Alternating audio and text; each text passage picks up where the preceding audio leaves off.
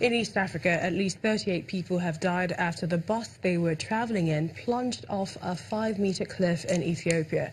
The accident happened in the Ligambo district of the country's Amhara region, north of the capital, Addis Ababa. Local officials confirmed that 28 men and 10 women were killed. However, 10 passengers survived with various degrees of injuries. Reports say most of the victims were university students.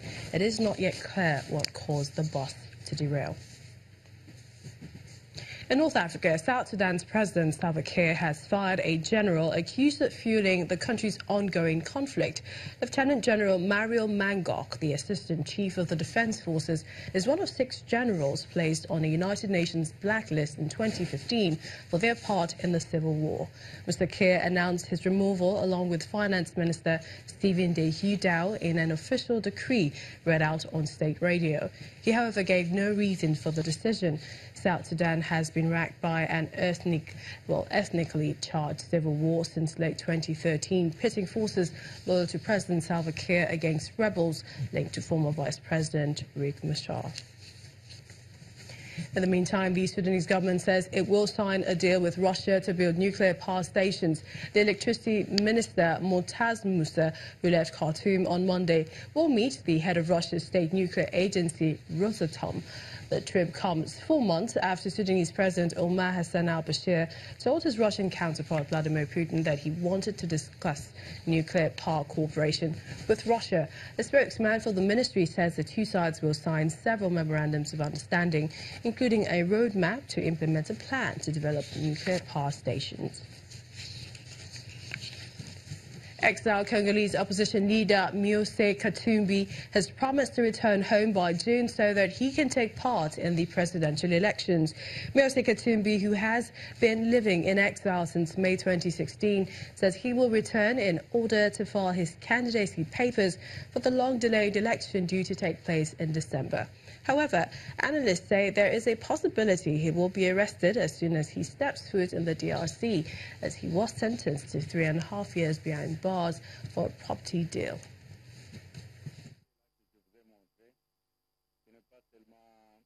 When I become president, I'll call the mining guys, I'll call the Chamber of Commerce of Congo. Let's dialogue. Let's see what is important. Today, he removed the stability code. Can you tell me the stability in the code? If there is no stability, even a dog can't come and invest in the Congo. Because no stability, no guarantee of the money.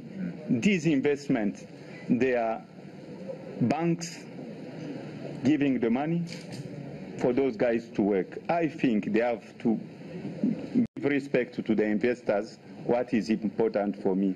And President Kabila wants to break everything before the new leader. Anyway, you are coming there to repair what is making wrong. So I'm going to Congo.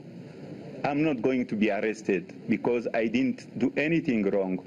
Even in Geneva at the Human Rights Office, they gave me the right to the Congolese people. Moise Katumbi have to come back as a free man.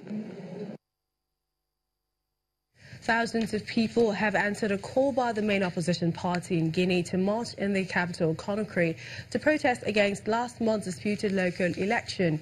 Union of Democratic Forces of Guinea, UFDG, called for the city to come to a standstill, while youths erected roadblocks and set fire to ties in an expression of anger against President Alpha Conde. The march coincides with growing calls for authorities to reopen schools following a teacher strike on February the 12th. Protests erupted after local elections on February the 4th, which were won by the ruling RPG party. The elections were the country's first at a local level since 2005.